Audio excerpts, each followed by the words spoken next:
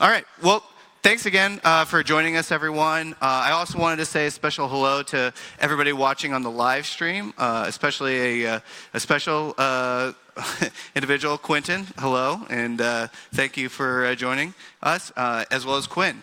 So our next panel is going to be on the Innovation Hubs. We're going to be joined by Amanda Ziada, who is our senior reporter. She is going to be monitoring the panel, and we have folks from HHS, we have folks from AT&F, as well as DHS. So please join us. All right, thank you. Hello. Okay, there we go. All right. Like Mike said, my name is Amanda Ziada, reporter with Government CIO Media. All right, here we go. All right, so to my right, Dr. Nadia Carlsten, Director of Commercialization, Science and Technology Directorate, DHS. We have Angela Colter, Executive Director of AT&F at GSA, and Sanjay Koyani, Executive Director for Innovation at HHS. Thank you all so much for joining us today. So I want to start by asking you all to briefly describe your positions and the programs that you lead. Some of us may not know these innovation hubs in government. So Dr. Carlsten, we'll start with you. Sure, that sounds great. So thanks for having me. So as Amanda mentioned, I am the Director of Commercialization at DHS S&T. My role is really focused on getting technologies out to market with a focus on federally funded technologies and making sure that they're not sitting on the shelf, that they're actually finding practical applications, including commercial applications. With that in mind, we're also responsible for collaborative agreements with the private sector, as well as different partnership and innovation agreement to do that as well. We also do a bunch of technology transfer mechanisms, a bunch of different intellectual property licensing, for example. And one of the most unique things that we run is our Commercialization Accelerator Program, where we invest in early stage technologies and we actually take them through a structured process like a business incubator, and we take them all the way from when they're an early stage technology in a lab all the way to when they are a commercial product. So we help those technologies become productized as well as help spin them out into new startups. And we do that in partnership with the investor community and with established companies in the private sector. Angela? Hi, my name is Angela Colter. I'm the Executive Director of AT&F. We are a design and acquisition consultancy within the federal government. We have about 120 folks who work at AT&F currently, and our mission is to help agencies basically execute on their mission by providing excellent user experiences to the folks who use their systems. All right, wonderful. Sanjay. Great. Good morning, everybody. I'm Sanjay Koyani, the Executive Director for Innovation at HHS. So I work in the Chief Technology Office, relatively new office, created the last 9 years. And you almost should look at the CTO's office as maybe being a little different than most cabinet level agencies. The Chief Technology Officer is typically almost like your entrepreneur in residence that's brought into government. CTO reports directly to the secretary, not through the CIO's office, which is a bit different. And the remit of the office is to really look at how do you take innovation, data, and industry partnerships to improve and accelerate what's happening at the department, and to really bring those ideas and spread them across, which is an important and a big thing, but it's not an easy thing to do. And the programs that we have traditionally to drive that are an internal innovation pipeline or an internal innovation adoption hub that looks at using Ignite accelerators and some venture programs to bring people in from across the agency to learn about design thinking and the lean startup, and get them to really understand how you can use these methods in a more agile way to drive some of our programs throughout the department. It also helps us to get a really good understanding of who's doing what and where some of the problems are. We also have an external innovation program that looks at how do we work with outside industry partners, use design prize challenge competitions and crowdsourcing to accelerate ideas and issues happening at the department so that we can get some of these out in a more effective way and not use some of our traditional ways like contracts and grants, but other mechanisms. I'll talk a little bit about that today. And a third key area is through data. So we lead the data strategy for the department, and a lot of what we're doing at the department these days really is focusing on how do we strengthen our use of data to not just capture and use it, but to create value and impact in an easier way for the agency. Wonderful. So I do want to note real quickly, this is our last panel, so if you hear anything awesome, please feel free to tweet and use the hashtag CXOTechForum so everyone can follow along. All right, so I want to ask each of you how the programs that you lead adopt best practices from Silicon Valley or Silicon Valley-esque companies to drive your missions.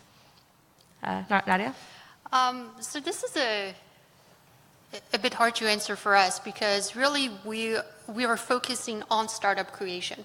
So I guess the way we look at Silicon Valley is, number one, when we're selecting technologies, we want to make sure that just like an investor would do, we're looking at not only the technology aspect, but also everything else that might make the technology successful, including our ability to put the technology in touch with people who might be able to assemble a really strong team to take that technology to market, as well as looking at the market itself, making sure that there is an actual need for the technology, that there are several applications that we can explore for that very same technology. And then lastly, making sure that we have the partnerships in place to really take that technology to market. For most of our spin-offs, we're partnering with at least one investor, as well as users that are coming out of the government and they're acting as our potential customer, but also users that are coming out of the private sector. And they might be customers as well, or they might be development partners. So we really have very strong partnerships with all of these folks, and we make sure that when we invest, we're really taking all of that into consideration. So I would say for 18F, which is, we're part of GSA and specifically part of the Technology Transformation Service within GSA. There are 4 other offices within TTS, and I think some of those offices are probably a little more closely aligned with the sort of Silicon Valley-esque thing that you're talking about. So I'm going to talk a little bit about what they do, and then a little bit about what 18F does. It's a little bit different from that. So the other offices within TTS are the Presidential Innovation Fellows, the Centers of Excellence, the Office of Products and Programs, and the Office of Acquisition. OPP runs the 10X program, and that is sort of the idea incubator that TTS runs, where they fund, starting out at a very small amount, lots of ideas to figure out which are good ideas that we should continue to fund. So that's the 10X program within OPP. I think what 18F does is, if there's anything that we do that draws from Silicon Valley, it's the idea that what we're really trying to do is, similarly to what U.S. Digital Service does, is really focus on the end user, or sometimes even the government employee who's using a system, to make sure that those systems are meeting the needs of those users and are designed in a way to help get whatever service needs to be provided or whatever work needs to get done in the most usable way possible. So, And Sanjay? Great. So there's probably a few key ways that we do that. I think the first one is just our CTO. So the CTO traditionally has been pulled out of either Silicon Valley or they've done a lot of work with them. It's a political, comes from that space, and the best way to kind of permeate some of these ideas is to get somebody who's coming in with that novel level of thinking, and they serve as that champion for the agency. So where we source our leaders is really important. A second area is we have an Entrepreneurs in Residence program. So this is a way for the government, when it's looking to solve some thorny problems, and we don't have these kind of experts in government, data scientists, emerging tech folks, we can bring them in, and they can come help us to solve some of these problems on a limited term basis, but they come and they sit with the staff, they're considered part of the staff, and they help us to solve some of these issues. I mean, a great example is when we were looking at organ transplant, and we were trying to find a way to automate that system. We went out to FedEx and looked at how they currently do and automate all of their systems, and we figured that would be one of the fastest ways to get somebody in who's done this repetitively, different industry, but same issue. Got them in, and they helped us in a substantial way. Great story there, but a substantial way to get things like that through. So sourcing the right kind of folks, pairing them with the government, and having them sit inside to drive an issue, I think has been a big help in doing that. A third thing we're doing is a thing we're calling startup days. So we go out to major cities across the U.S., and we sit down with Silicon Valley and small businesses that have real innovative ideas, but they want to know, how do you demystify HHS? How do you engage in a better way? And to really understand how we can partner and have impact.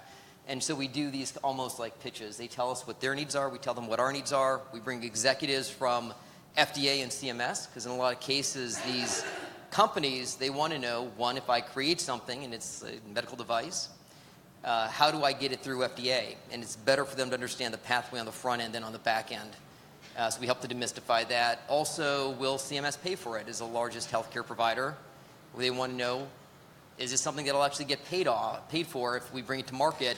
Again, something better for us to bring on the front end than the back end. And so we started to experiment with that and get that out there. It's turned out to be an effective way of us coming to them and not always waiting for people to come to the department. And that has led to deeper understanding and awareness. So that third way is another really good way for us to understand Silicon Valley needs and them to understand our needs. Right. Wonderful. And Nadia, I wanted to quickly talk about the cohorts. Last time we spoke a couple years ago, the 2017 cohort was underway, the 2018 was starting, and they were largely focused on cybersecurity. If you can talk a little bit about the process behind the cohorts, the outcome or status of those, and where you're taking the 2019 loaded question cohort. Thanks for asking. So our 2017 cohort, the way we usually assemble a cohort, we start with a broad understanding of the needs within government as well as in the private sector. So when we're focusing on cybersecurity, some of those needs are similar, but there's also some special use cases that we need to take into considerations. But based on that list of needs, we then do what we call tech foraging. And this is really an exercise where we reach out to several R&D sources, so the federal labs being one of them, but also universities and FFRDCs and other places where there's a large amount of R&D being done and good technologies are being developed. So we go to them and they pitch the best technologies they have to us. So this is really the best part of my job. I get to sit and watch hundreds of technologies being pitched to me. And I get to pick which one I think has the most potential in the marketplace. So once we find a few of these technologies, then that becomes our cohort and they go through our process. So with the 2017 cohort, we had 8 cybersecurity technologies. We tried to keep it very diverse, even though they were all cyber related. So we had everything from a mobile cybersecurity technology to technologies that were focused on protecting infrastructure, as well as network security and others. And in terms of success stories, we really have 2 main scenarios. So in some cases, the technologies end up really attracting the attention of established companies that have products in that market or want to enter that new market. So in those cases, they come to us and they license the technology after it has gone through the program and become more mature. We've tested the capability of the technology. So we help get it licensed to that company. And we had quite a few of those. In the second case, the technology is so promising and we're able to form a team around it and get an investor interested in it, we're able to spin that out into a new startup. So we had a handful of startups being created out of that cohort as well. And that's really exciting because we're really creating companies that didn't exist before. They're still early stage, but a couple of them have products on the market. They're venture-backed. One of them is in the process of raising a Series A. So we're very proud of them. They're very successful. In terms of the future, one of the really great things that happened because we had so many successful transition is there was interest in seeing if we could apply that model not just to cybersecurity, but actually expand it to other areas that were of interest to DHS. So everything that could be related to national security in a way. So when we're putting together our 2019 cohort, we're very excited about that because now we can see so many more technologies. So we're still going to go out to universities, we're still going to go out to the federal labs, but now they're going to show us a really broad spectrum of technologies. Anything from sensors and screening technologies to maybe chemical detection. And that means that we're going to be able to work with a much more diverse set of partners as well. So I'm really excited about that. So expanding from cybersecurity to any tech that impacts national security? That's correct. So how will you prioritize or categorize all of those technologies that you'll see? I'm sure the range will be so broad. Yep. It's going to be a challenge. So one of the first things we're going to do is obviously talk internally within DHS. We're trying to identify what the priorities are within S&T, and of course they're getting those priorities from the different DHS components. We're also going to talk to our partners from other different agencies, as well as the folks we've worked with in the past in the private sector, and also the investor community. So we're in constant touch with the investors in Silicon Valley and beyond, because it's very important that we're in alignment. We don't want a cohort that's going to be 80% AI if the investor community all of a sudden is not interested in investing in AI. I don't think that's going to happen. Right. But we want to make sure that there's that alignment and we're taking that into consideration. So by talking to those three main groups, we're going to come up with some way to rank and prioritize the technologies we'll look at. So when do you think the 2019 cohort will kick off, or is there not a set timeline for that yet? We're hoping to start the tech forging and tech scouting process in the spring. So it usually takes us about 3 months to physically go to all of these labs and universities and hear the pitches. And then we take all of that data back and we do the ranking. And normally we announce the new cohort in the beginning of the fall. So we're hoping to stick to that timeline. Wonderful. So Angela, we talked about cost recovery, one of GSA's my favorite topic. So in helping agencies discover and adopt new solutions, how does 18F then tackle cost recovery? So I think what we've been doing more recently to tackle that is to make sure. So I really see 18F now as we're a business, we're a consulting business within the government. And part of what that means is that we've had to take a look at the difference between the non-billable work that we do and the billable work that we do. So the billable work is, those are the agreements that we enter into with different government agencies to work on a particular project. The non-billable work includes things like business development, hiring, managing your people, and so forth. And so what I've done since I stepped into this role about 8 months ago was just to set a budget, and talk to each of my chapter directors. Here's your budget for the non-billable work that you do, and the rest of it, we'll focus on billable work, and then hold those folks accountable for that budget. So we're learning as we go along, but I think that we are definitely getting better at managing that. So, And you have experience in industry. Correct. Yeah. So does that play a part? Does that help bring a different mindset to your role? I think it does. It's interesting. So I joined 18F 3 years ago, and I came from a design consulting organization where that was kind of our bread and butter, doing the billable work as well as supporting the business development efforts. And I thought when I was coming to 18F, I kind of thought of 18F as, well, we're going to be the in-house, design group for government. And then when I got in, it was like, oh, that's not what we are at all. It's exactly the same, with regards to, selling the work and billing for the work and being accountable for that. So I thought things were going to be very different when I walked into the job, but it turned out to be exactly the same, and in some respects that was like a comfortable, oh yeah, I know how this works. So yeah, I mean those lessons of how things work in the private sector, bringing those in to apply to a government context. So then how are you working to integrate acquisition consulting into the projects that you're working with agencies? Oh yeah, so this is really exciting. So when 18F started, we're going to celebrate our 5th anniversary in March, actually. We started out with an acquisitions group. Then it was decided, I think 2 or 3 years ago, that the acquisitions group would go onto their own profit and loss statement. So we still did work together, but then it required agreements and became, kind of difficult to sort of get our projects and folks to sort of cross-pollinate. In October, we brought them back. So the acquisitions group is now back onto the 18F P&L.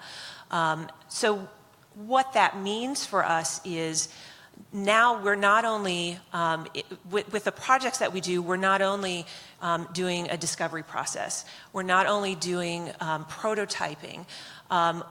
Where we used to do, we'd stop it at, okay, well, here's your prototype. Now it's time for you to go find a vendor to help build this out. Good luck with that. And now we've got acquisition consultants, and then with the Office of Acquisitions, which is actually outside of 18F, they're going to be able to help our partners actually do the buy for the procurement. So that, I think we're really excited about, and I think is a natural progression for us. Yeah, that's a unique business model to have in government. Yeah. Right. So, Sanjay, I wanted to ask you about the Ignite Accelerator projects. Can you talk a bit about this program and all the new initiatives coming out of it, KINEX, Slimex, Codathons, partnering with industry and academia? There's so much going on. Sure. So the Ignite Accelerator is one of our internal innovation pipeline programs. And again, it's just one of multiple approaches we take. The Ignite Accelerator basically is a 3-month program. It's an internal innovation startup where we get people, we source ideas from across the agency. Say if you've got a program, a problem, an issue that you want to solve and you want us to help fix that, apply for the program. We have a criteria and a review process for that. And we normally get over 100 applications that come through because everybody really wants to be part of this process. And based on the criteria, we select around 15 to 20. We partner with the University of Maryland's Academy for Innovation. They have expertise in design thinking, lean startup, and they worked a lot with the I-Corps program early on when we built this thing out. And the way the program runs is they get a 2-day boot camp. They learn about design thinking, lean startup, agile development, agile acquisitions. And then once they go through the program, the 3-day boot camp, we then will have them work on a problem, make sure that they verify what problem they have. They look at talking with their customers early and often, doing early prototyping, and when they get done with the 3 months, they have a much better understanding of what the problem is and what solutions they're trying to solve and fix, what kind of outside industry experts they may want to work with, and then to see where they could bring that back up through their programs, through their divisions to fix those issues. And it's interesting because the first couple of days of the boot camp, we get people walking out, and in a lot of cases, their first reaction is, boy, did we get that problem wrong. We had an idea of what the issue was. We had an idea of what people wanted and needed, And then within that 2-day, which is fairly intense, they walk out and say, boy, this is not what we think that the public would want or need. And they go back and really they get the bug and they start working through the process to get it right. Do they get discouraged by that? I don't think they don't, because of the messaging, and that it's hard to intuit what people want, and it's hard to really understand this stuff if you don't take these kind of more agile processes and you don't verify your assumptions. And so I think they get excited about it, and in some cases they're like, I've always wanted to do this, but you get back to your programs and they're like, okay, now get back to work. Here's the money, here's the working team you've got, now get it out there. And it's not until we get to the later stages that we're like, boy, this was not really what people wanted, but by that point it's a little too late, whether it's a technology or a service. So I think they leave very motivated and excited. The other thing they get is political support from us, so they also know that while they're working on this from their back at their agency, we're going to step in if they start to get some of the typical, well, forget about that, we've got a schedule to keep, let's drive this thing through, versus let's make sure that we do a lot of deep insight before we start building stuff out. And does HHS find those partnerships for them, or are they responsible We for it? work with them to find that. Sometimes they have ideas of things they've wanted to do, and they've not been able to do stuff like that. Mm-hmm. And so we get involved in that process. How do you cultivate those relationships with the partners that you can pair up? It's just a long-term history of identifying, making these kind of relationships at sessions like this here, and also when we get into really understanding what the need is, then we start throwing a net over the landscape and see what's out there. A really cool project that we're on right now that didn't come out of Ignite, but it's an example of our external partnerships, is the Kidney X program. And this is a way to accelerate innovation in the kidney space. So roughly, Medicare spends roughly $34 billion a year on treating and diagnosing end-stage renal disease. It's a big drag on the healthcare, one of many, but it's a big deal. And over the last 60 years, there's been very little innovation and modest improvements to how we diagnose kidney disease. And in a lot of cases, when you uncover why, it's because a lot of the same folks who are delivering the current solutions now think there's a lot of risk. Like, will FDA pay? Will they approve something? Will CMS pay for it? And how do you kind of spark innovation in that area where we can accelerate new ideas? And so what we've done now is we've created a partnership, public-private partnership with the American Society of Nephrology, where we are bringing together a prize and challenge competition so we can accelerate faster incentives for how people will work in that space. And this includes getting them greater access to some of our leaders at HHS and NIH, FDA, CMS, so that it's, again, we demystify the process, we stagger the prize and challenge competitions to understand where the value is up front with the new models and designs, and then the money comes out in greater amounts with the competition. But unless there are greater awareness around the issue, what the incentives are, and we're bringing in some public-private partnerships, this stuff doesn't get the kick in the pants that it needs. And so that's an example of where we see some issue, and it's not an Ignite program, but it's rather something that from our external innovation portfolio we need to get involved with to help drive something through the system. And I also wanted to talk about data. It's obviously a huge focus for HHS right now, and you help with the data collaborative program. Can you talk about that a little bit? Sure. So I think when you bring leaders together from across the department, everyone will agree that HHS has some incredible amounts of data, stuff that we need to integrate better inside and that entrepreneurs on the outside want to get greater access to. It was put really nicely maybe a year or so ago when we brought these leaders together, where there was an understanding that HHS is data rich but information poor. We've got this incredible amount of data, but how you use it for value and impact is where all the difference in the world really takes place. And so we've got a larger effort that's looking at how do you create a governance structure and improve processes for how we integrate data at the department based on need. And that requires us to get through our data use agreements. Sometimes these can take upwards of 8 months to a year for people internally just to agree on, let alone what we want to make available to people on the outside. And so whether it's administrative data or clinical data, we have a very conscious approach being driven out of the CTO's office and how we're going to leverage data to have greater value and impact and really make it much more transparent around what those data assets are at the department, and then how we prioritize that based on our priorities. The Data Science CoLab is a subset of that, where we just don't have enough people who understand data at the agency. And so we've now got we work with an outside academic institution where we bring in classes and we train people who go through an application process to learn more about how to use data tools and how to leverage it for improving their program and impact.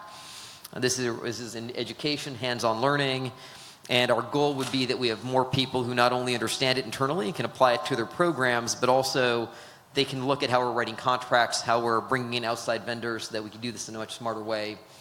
In some cases, we've got people who just don't understand how you leverage data and why it's needed, but they're also the ones writing the contracts and bringing in the outside folks to help us to solve the issues. So the CoLab is one way of helping us to that larger data strategy of really doing a much better job at how we're using our data for impact. And just out of curiosity, how effective has it been working with smaller companies and smaller businesses for these initiatives? This question mainly pertains to you, Sanjay, and Angela. As Nadia, you kind of help these companies come about with the technology that comes out of the program. But are there any challenges or successful outcomes or roadblocks working with smaller companies and businesses? I mean, I'll go, then you can jump in. But I'd say it's culture and communications. I mean, we're not used to doing things like that. As we've done our startup days, we've heard people walk away like, this is fantastic. I didn't realize that there were these really great applications for how we could leverage some of these more novel technologies you may not get from a larger vendor. But because they're so small, they need to understand what that pathway is looking like and where there are those intersections. So we're trying to do a better job at getting the agency to have venues for us to be able to see what those solutions are, but also to help the vendors to understand that we're open for business, that we do want to make it as easy as possible for you to come through. And so it's just that continued, how do we create those opportunities? How do we try to shift the culture? How do we create space for those dialogues to happen? And it's a little by little you start to see some of those shifts happening. Anything to add? No, I think that's to be determined for us. So. And if I can just jump in, so even though part of our focus is to get new startups established, we do also work with established small companies. And we've had actually quite a bit of success in that, especially when they're coming to us looking for certain technologies that are already validated by us by having gone through the program. And for them, it's really a good way to not have to do all of that R&D internally. And what we found is a lot of the process that we've put together for our cohorts and helping them really create a very strong product and really approach the marketplace in a way that is a little bit more methodical that they might do is also applicable to what a small business should be doing to be successful. So we've had a couple cases where a small business actually licensed the technology out of the program and put that as part of the product that they're then trying to sell in the marketplace, in some cases try to sell to the government. So we love actually having those partnerships. And what we find is that the small businesses that we've worked with are very receptive to us almost having that role of helping coach them on how to approach some of these problems and also helping connect them to that broader ecosystem for whatever technology they're interested in.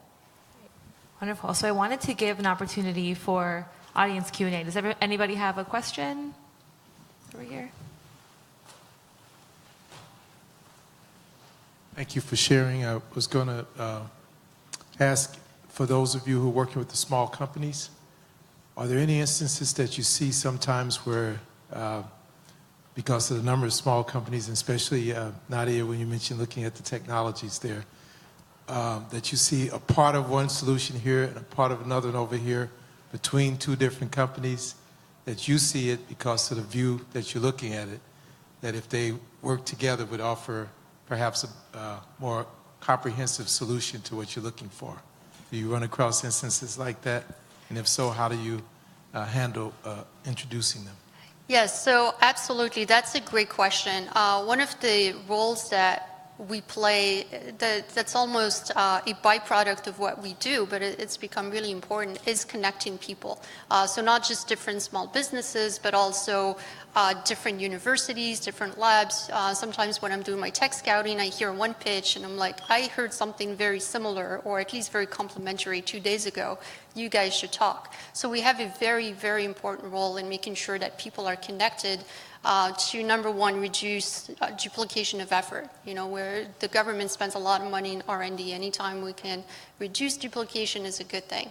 But the other thing is, even though they're working on the same technology or similar technologies, very rarely are they coming at it from the same perspective, or are they trying to solve the very same need.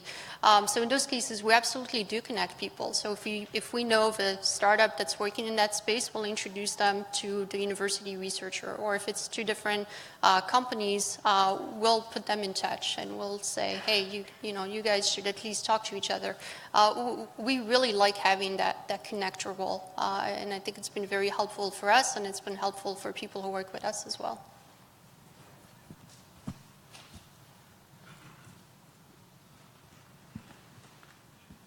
Mike Nelson with Cloudflare.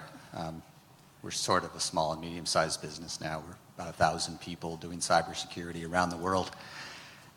And our challenge is that, like many small businesses, we really rely on cloud services to make our product happen. And yet, when we talk to federal agencies, some of them can't even use Skype. They can't use Google Hangout. A company like ours has to get FedRAMP compliance if we want to sell directly to the government, and that's a 3-year process. Or else we have to team up with a large government contractor who says, we'll do the FedRAMP and take 2/3 of the profit margin. How do we get around, or not get around, but how do we change the system so that small businesses don't have to hire 7 people just to sort through all the compliance requirements? I've mentioned FedRAMP. I'd be interested in other standards requirements that you're dealing with, particularly in cybersecurity. Thank you.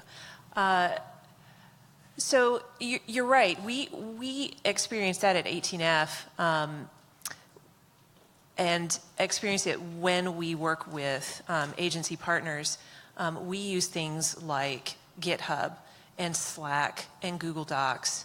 And because we are a remote organization, only less than 30% of my folks are in DC. The rest are spread out all over the country. That becomes the primary way that we communicate with each other, is through things like Slack.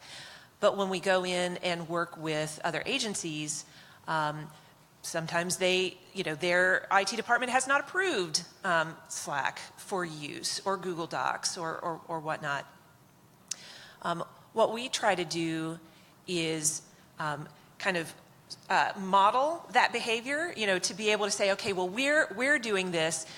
Can we put your IT department in touch with GSA's IT department to talk through like how they have made the decision that it's okay for us to use these technologies? So sometimes that's the best thing that we can do when we go into an agency, is demonstrate, we're doing this. We've gone through the approval process to be able to use these tools. Let's put our IT departments together to talk about, how we can set it up so that you can use them as well. Because that ends up just making it so much easier for the teams to be able to talk to each other, because that's just such a key component in the work that we're doing, just the communication part of it. That's a good question. I'm trying to think, some of the projects that we've worked on recently, I'm trying to think of examples where they weren't currently using it and then were able to start. I can say that there have been agencies, like we did work with the Federal Election Commission, where they were able to stand up their own Slack instance. They were not only initially using ours, as maybe single channel users, but eventually were able to stand up their own instance of that. So that's the first one that comes to mind because I worked on that project for a while. But that's, I think, maybe the easy way of getting in is just demonstrating how, okay, we're going to bring in these folks to use our instance of it, and then over time, their IT department, through conversations and taking a look at what we've done, become more comfortable with bringing that in. So sometimes it takes a while, but we've had some track record of success. I just would maybe just add that, as I've gone out and I've done some of these different talks, you hear this a lot, like the requirements to come in. We want to work with small businesses, but the burden of getting in and providing some of these customized solutions is just a huge challenge. And so what we do is I bring a lot of this stuff back. We're looking at how we do this better. There are agile ways with how some of this stuff is implemented, and some of our divisions do a better job than others. And so we're trying to pair those things up so that we make it easier across the department. Not necessarily there's just one shining star within it that may have figured out a faster way of doing something or a solution towards this stuff that and the rest of the divisions don't benefit from it. But it's a continued struggle, and it's just something that we continue to strive towards improving and fixing, because we do want that, but we know the heavy lift of the price of admission is fairly high. I actually think that's all the time we have. Thank you all so much, and thank you so much for joining us today. Really appreciate your time.